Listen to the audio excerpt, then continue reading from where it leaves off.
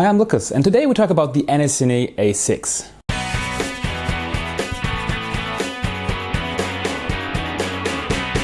So when you're wondering why there are two names in the title, Andycine A6 and also Feelworld F6, these two are the very same monitor in terms of hardware, casing and everything else. It's only the different naming of these.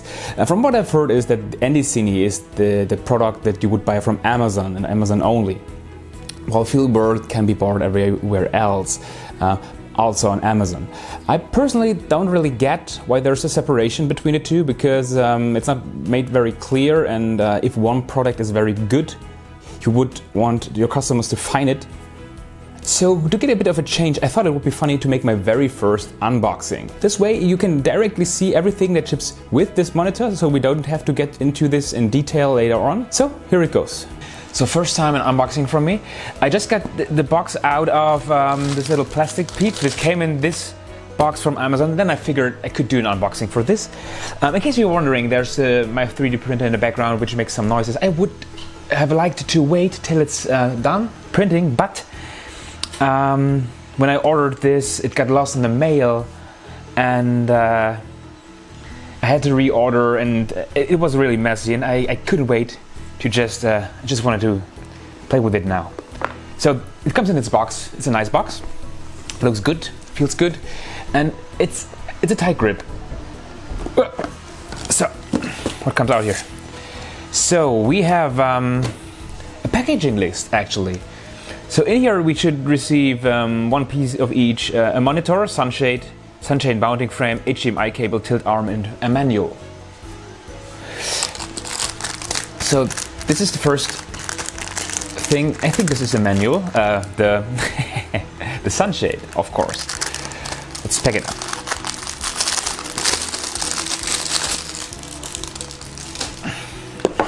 Whoops. Nice. So, sunshade. The next step is already the monitor. So we have this little foam frame and this nice little plastic bag. You know, it's this kind of plastic bag that has this nice soft feel to it, and it's not look-through. So here we have the monitor. It looks really nice. We'll get into the detail about this later. So we have, what's this? It's a cloth, a little microfiber cloth for cleaning, I guess. It's not on the packaging list, so this is an added bonus. Nice. Certification and the manual. It's only in English, and it's quite long. We'll read this later. So we have a little step here. Here we have the HDMI cable. It's type A, so normal full HDMI to, I think this is mini HDMI. Not the tiny one, not the micro. This is like the mini from that you had on Canon DSLRs years ago. 1 meter. Yeah, it's written here also. HDTV to mini. Yeah, my cameras don't have this. My G7 has this, I think. Still, I don't bother because I have HDMI cables on my own anyway. Then we have the frame. This is the sunshade mounting frame. I think we attach it. Should be quite easy. I just want to make sure that it fits, you know. So it snaps on here and it looks good. And then we can, nice. And last but not least, now it's empty. We have the how's it called here? The tilt arm. So the tilt arm goes on top of our camera. It's on the hot shoe, or on our cage with the hot shoe. No, it doesn't matter, I think. And we have another hot shoe here, and then we can attach it to the side of this monitor. So now we can place it on our camera. Looks good so far. So let's go on with the review. This is the monitor. It's not very big, and I tell you, I love this form factor. I really love the 5-inch or 5.5-inch form factor. For a reference size, this is my phone, a 5.5-inch phone.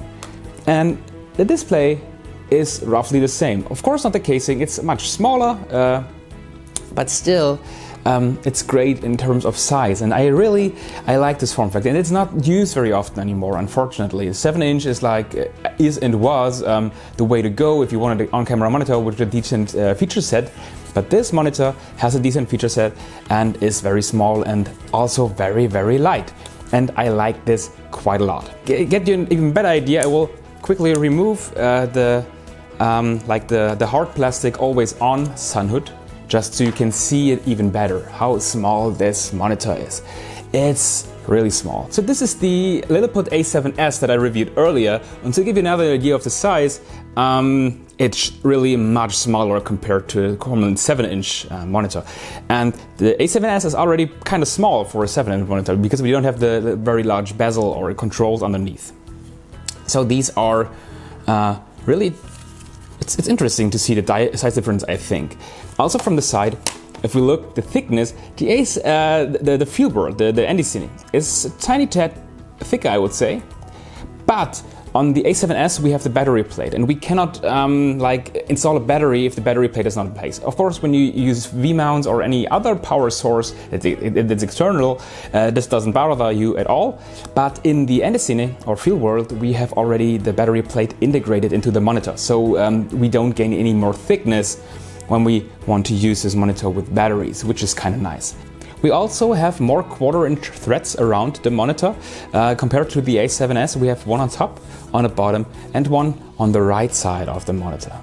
This one is prominently used with this little bracket here. I think this bracket is also shipped with the small HD focus monitor, and it's a kind of interesting construction, I think. It's just this little bracket. It's very simply made, honestly. It goes into the hot shoe mount of your camera, and I think it's a convenient way actually to connect your monitor to your camera.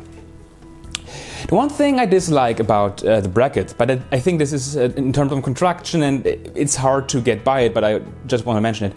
You only have one contact point, so when you want to adjust your monitor, you see it already, the screw gets loose. So you may have to screw it tight, and when you want to adjust it, open it again, adjust, and screw it tight again. So you cannot adjust it on the go. It could damage things, so I wouldn't do that. But man, I did it too tight now.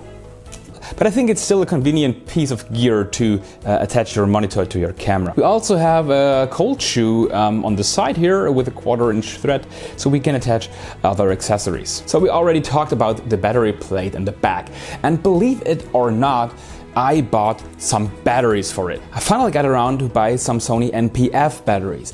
And actually they are not Sony branded, of course, they are aftermarket ones from a company called Bluemax. I have no idea if they are generally more sold in Germany or if they are available around the globe. But I like these quite a lot. They are quite cheap, and so far they performed really well. And I actually bought these with money from Amazon affiliate links I put under my videos. So thank you very much if you ever clicked on one of these links. I really appreciate it. Anyways, I bought these batteries and I wanted to test this monitor with these batteries. These get pretty neatly, I have to see how to, these go pretty neatly into the monitor. And they don't make it, of course, when you use larger batteries, it will make the monitor thicker. But if you, for example, use the smaller battery, you can see that the silhouette doesn't become humongous compared to other monitors. So this is actually a quite slick and a quite nice way to power this monitor for quite a long time, but we will get to this in a second. Underneath, next to the 1/4-inch thread, we have a headphone out and a little USB upgrade port for potential firmware upgrades. So as you can see on the side here, we have 2 DC connections and 1 for HDMI. We only have an HDMI in, no HDMI out, so we cannot get the signal out of there like the relabeled A7S could do. But we have two DC connections. The first one is obviously for powering this monitor, so you can use a V-mount or any other kind of external power source to power this monitor. And the other DC connection here is an output, which is quite interesting because they're dummy batteries. And this is the dummy battery for my GH5S, and this will also fit the GH5, GH4, GH3, I think. So basically, these dummy batteries can be fit into your camera, then hooked up to your monitor, and then you can just power your camera with the battery from the monitor, simultaneously in use with the monitor. And I think this is a pretty nifty feature, especially if you use larger batteries. So I did some extensive tests for the battery life. I tried it like 3 times and then like got the average.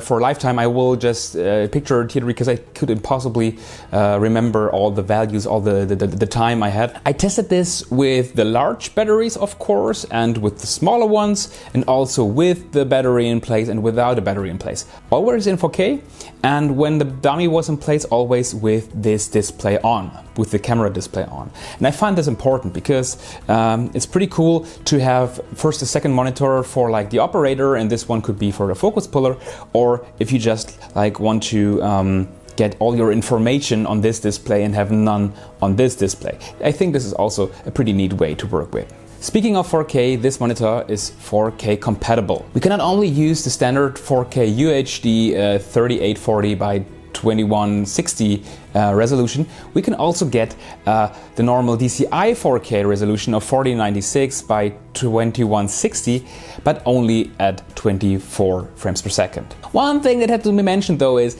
that in 4K not all features will be supported. So for example, there is no 1:1 pixel zoom, which is quite a bummer. Speaking about features, we actually have not 2, but 4 full function buttons on top of this monitor. So these are like the shortcuts for the functions that we can set inside the menu of this monitor, which is pretty cool if you ask me. For example, I can show you what I have set up here for my monitor. The first one won't be seen very good here.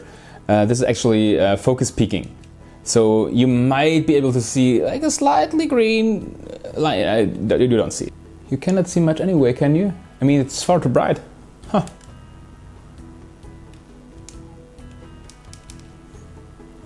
This should do.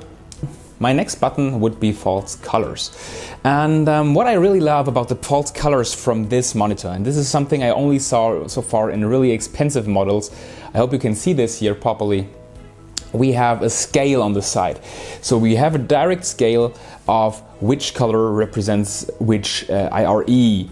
And this is really, I mean, usually they work from a standard, you know, like the Marshall, I think, gets usually used as a standard, so people might know which color represents which IRE, but on this monitor we have a scale directly to see. So if we're not too familiar with this feature already and want to make perfect use of it, we can already see what we have here on the side. And this is like really handy for false colors and gets used way too little on these kind of monitors. So my next button is the anamorphic function, and I will get into this a bit later in more detail. And as a last button, I set the zoom of this monitor. So basically it's a zoom into the image. However, there are more functions that you can use. And I'm actually, because this always takes quite a lot of time, I would recommend to like watch the website or read the manual.